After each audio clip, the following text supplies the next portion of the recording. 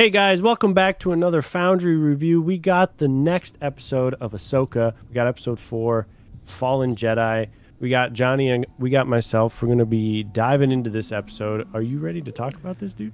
Ken, I'm so ecstatic to talk about this episode. It's a banger, dude. It's probably my favorite episode that we've seen so far in this show.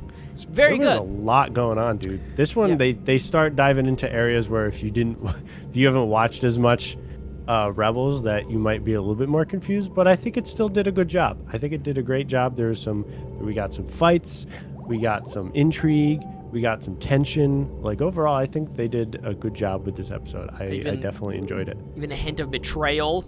Also, speaking of confusing, what the fuck and who the fuck was that Inquisitor? Dude, what the shit is going on? They straight up Thanos his ass. Like, what the hell? I don't know. I don't think the actors or the characters even knew what happened. They're like, what look should we give? I don't know. Yeah. I don't care. We're still writing the script. The show comes out tomorrow, and we're still writing. I don't get it. I don't know what that was. I don't know. I mean, we're both Star Wars nerds, but it wasn't quite clear. He was like a greeny dust thing, and he just kind of. It was weird because they definitely had like a cool like old school samurai movie, like almost anime moment where they slice into each Ahsoka slices, and like while he's spinning his blade, but she like slices between, and they both go apart, and it takes like that second or two before he actually responds, and then he just like fizzles away into dust. When I saw like the slice in his chest, I was like, what the hell? I'm like, he's gone? What? Like, I've been seeing all the comments and stuff like that, so immediately I'm like, no, like, Star Killer, no! I'm like, are you serious? Yeah. But they were like, dude, we're gonna name him Merrick, so it's so people think, and then he's just gonna turn into freaking dust. How are they gonna have two characters side by side named Galen and Balin? Like, come on, son. That's funny. It is very confusing though, because the looks after he got dusted were like, I couldn't tell if it was confusion or concern because he died. Yeah, because of that, I didn't know how to feel. Yeah.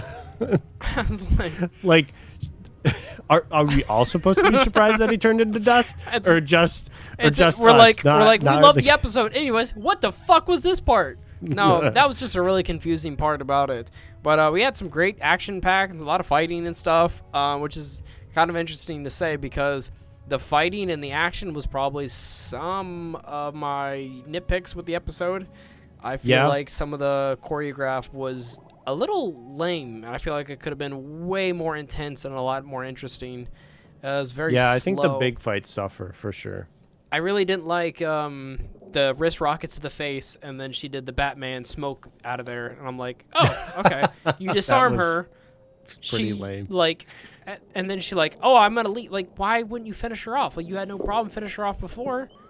Yeah, I don't know why she suddenly got concerned. Like, I mean, she finally used the Force a little bit, right? And then blasted her.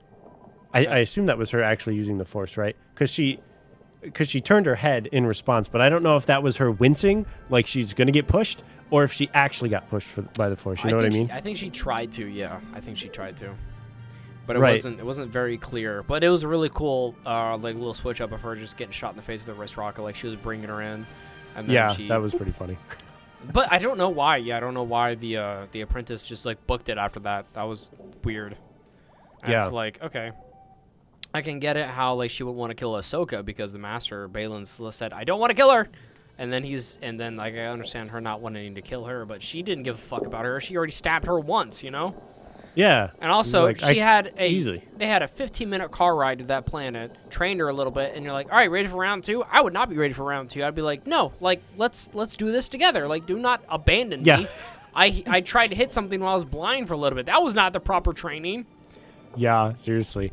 It's not like she's had a crazy amount of experience in between that now she's definitely ready to fight. Like maybe she's got a bit of a. She didn't go fight Darth Vader of herself in a cave anywhere. Like none of that happened. She was not ready for that. Ain't no way, dude. She should have been. I would have been concerned for myself. I would have been like, hey, let's. I mean, Hu Yang even before that was like, please stick together, and then they immediately were like, nope. Just kidding. Oh yeah, that's funny as fuck. You're right. They immediately split up, and it caused issues. I mean, granted, if Ahsoka didn't leave, they probably would have been easily able to just jump into hyperspace because she wouldn't have gotten there in time. Yeah. But I mean, who knows? They could have finished off that fight in like half a minute if they were both fighting her together. It would have been done. Yeah, she would have been very true. A goner. Dunzo. There you go. Yeah, be a Jedi. Exactly. No, but one thing I really liked a lot of the choreograph between Ahsoka and Baylan that I noticed when they were moving very like molasses slow. They moved very slow, and before they would touch blades, they would disconnect and they would kind of like they would refresh and they would feel each other out a little bit, and they would kind of trade posing like some Japanese style like of samurai stances that you would see in some kind of art. You know, is really cool. I might be reading way too much into it, but I'm sure there's got to be some parallels or something like that of someone doing screenshots or something somewhere. No, I think you're right. I feel like theirs was more methodical. Like they were not. What I mean by that is like the characters in the moment were more methodical. They're more experienced. They're, like you said, feeling each other out. They're trying to understand their opponent and try to find their weakness. Baylan was very like, he almost felt like like physically he was just using a lot of like his physical force to like use he had his lightsaber. So much strength behind his like hits. he was just it looked like it was heavy. He was like wailing that thing down like in Fallen or Jedi Survivor, like the Crucible stance, I believe it's called. Yeah, that like where he like holds it behind him and it's like it looks like a heavy weapon. Yeah, like that's what I felt like he was doing. Like he was just like using it like to physically push her. Like he wasn't even trying to slice, like he was trying to bash her, you know, like just he was like, exactly. I will bash your presence, like not as a specific part of you, but I will bash you down into nothing. Like that's what he was trying to do. He had such like controlled like aggression and controlled anger behind every like hits and all of like even them trading words a little bit beforehand. So good, good and so tense. Especially he brings out the word. He's like, "Oh, I knew about your master." And she's like, funny. Oh, he was trying to get under her skin. Oh yeah, for he sure. was. Yeah, he had some mind games going on there. It's interesting because I like that about him because they've given him a bit more depth because he's just more of a fallen Jedi, like the title is talking about to some degree.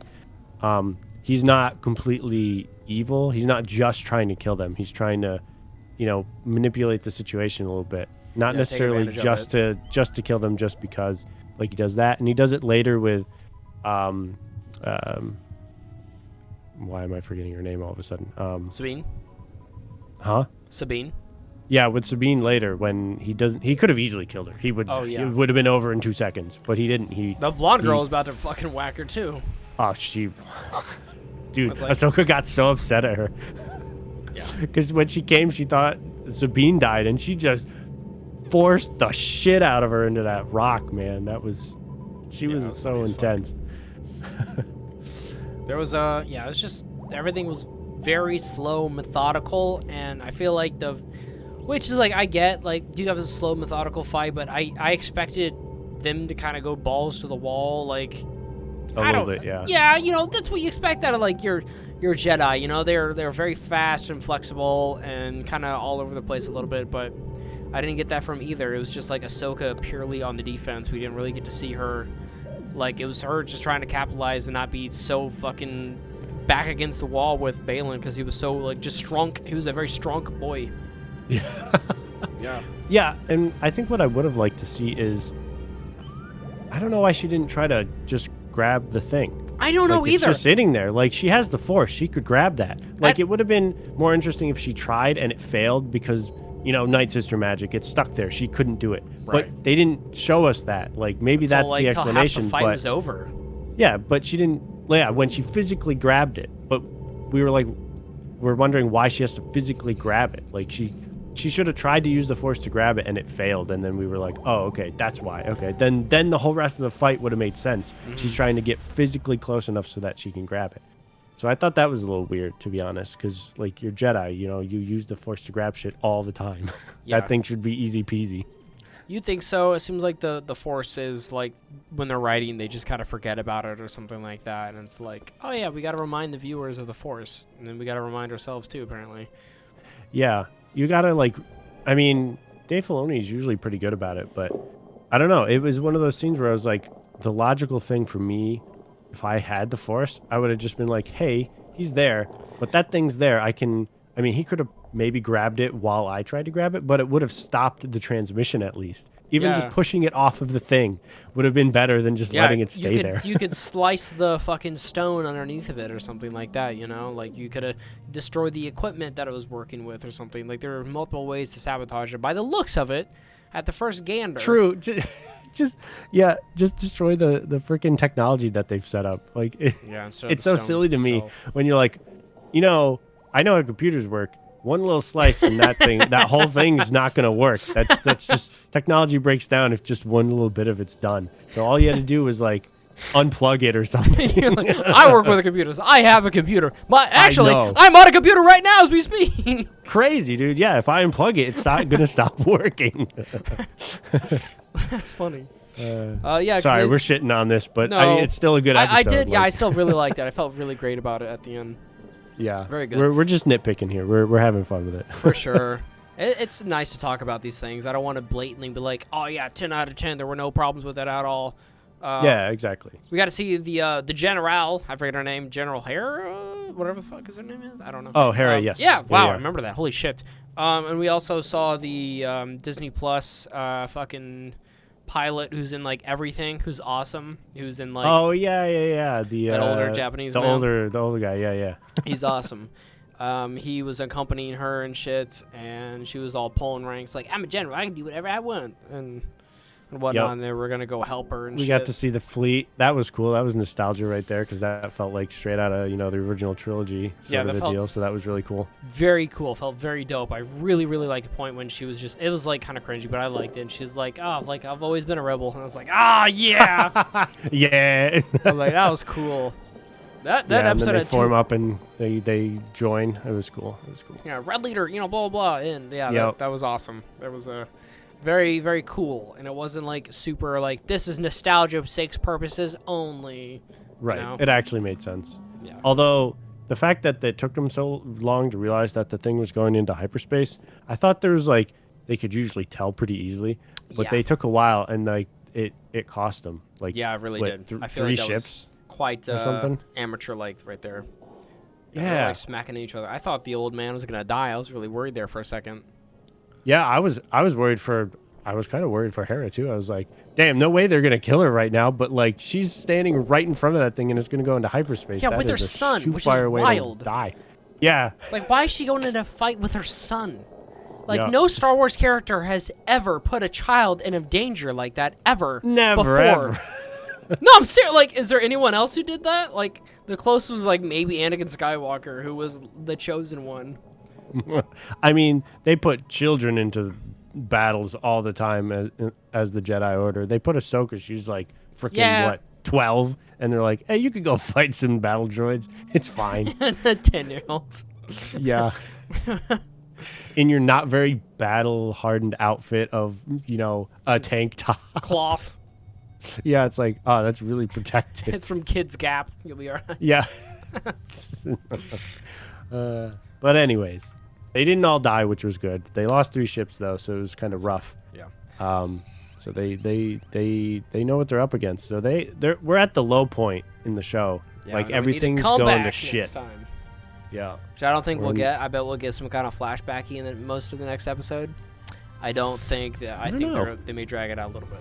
Knowing Star Wars, something big happens. Even Disney shit. Something big happens. Something traumatic happens. The character needs to reflect on something. I mean, that makes sense to some degree. I mean, it's also probably going to pad some time because, you know, the hyperspace journeys. I mean, I would actually expect it to take a while because they're crossing to another galaxy. Mm-hmm. Hyperspace takes a little while already if they have a ways to go, but they're going to another freaking galaxy, bro. Yeah. That's going to take some time. So we're probably going to get some stuff, you know, some, I don't know, they're going to try to figure out some way to get there regardless, I assume. And I assume they're going to use the world between worlds somehow. That's my assumption. Yeah, I think there's got to be a reason for that. I've been seeing a lot of that explanation on Twitter and stuff that people have been talking about the world between worlds. And, you know, space whales. Yeah, the space whales. It is very interesting.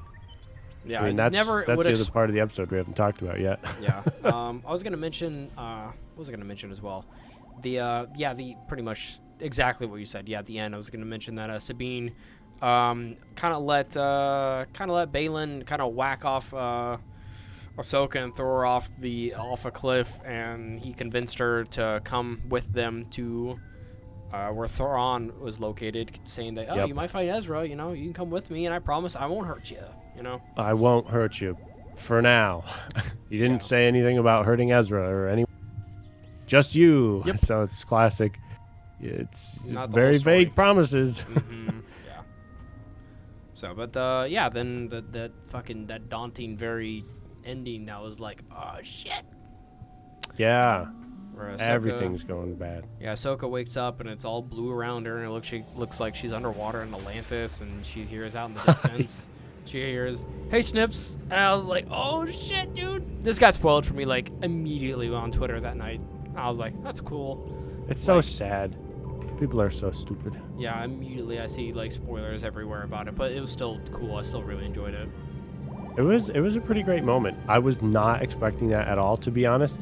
Like, we knew Hayden Christensen was going to be in Obi-Wan series, but I had heard literally nothing about this at all. I had no idea that he would somehow... I mean, I don't know how long he's going to be in. I assume it's going to be for at least a decent part of the next episode. But I had no even, like, inkling that he would be in this at all. You think that they'll do like a longer episode of them interacting, Ahsoka and Anakin? They got to do a little something, right? I mean, they haven't interacted in a long ass time. There's a lot of conversation that could happen. Like, I left you. You. It's my fault that you fell to the dark side. If I had stayed, all that kind of shit that she's probably never, like, had a lot of time to like talk to anyone about. Like, she can kind of talk to him about it. It was really cool because I actually had my subtitles on and the closed captioning, because immediately after that scene, it says like Vader's theme started playing. I'm like, oh shit. Oh shit! It's about to go down. Yep. Like, so that's interesting. No, that ending was so fucking cool because it zooms in on Anakin's face and all like CG'd and de-aged and it was a little wonky his face. And he gave a little grin, and I'm like, I got really excited. I was like, fucking cool, man, Anakin Skywalker. Yep. Cool. Yeah, it's pretty dope ending. I mean, I don't know how they're gonna explain how she got there. I mean, the Force works in weird ways, so maybe they don't really have to explain it that much.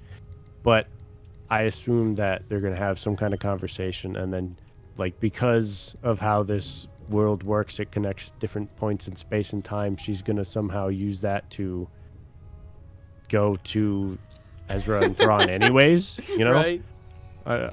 That's my assumption, because that's the only other way that they're gonna like do that. I mean, Hera's basically out of the story now because she can't do jack shit. Yeah.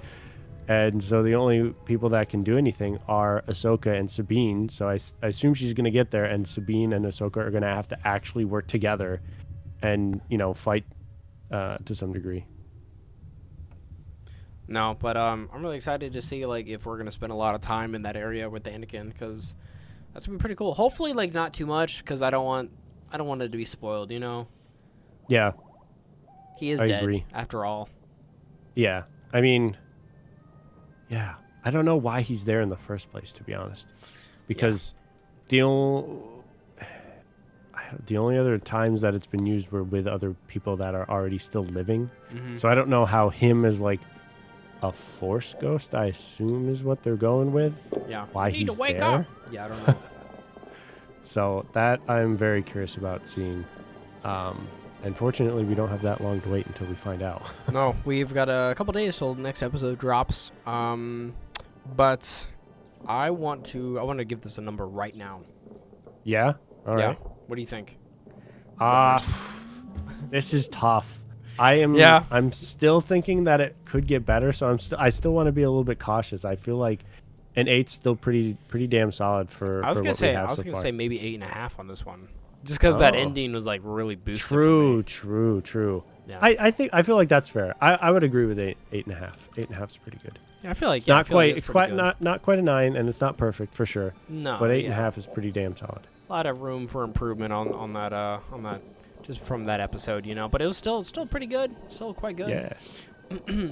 But I think we had all the big stuff there. Oh, they mentioned witch magic as well. The Night Sister magic could be kind of something to do with that Inquisitor on how he's able to. Oh yeah, I've Yeah. seen some stuff. I mean, both we were talking before, and both of us honestly are not quite sure based on our Star Wars knowledge. Yeah. But based on what some other stuff I've seen online, and it kind of makes sense.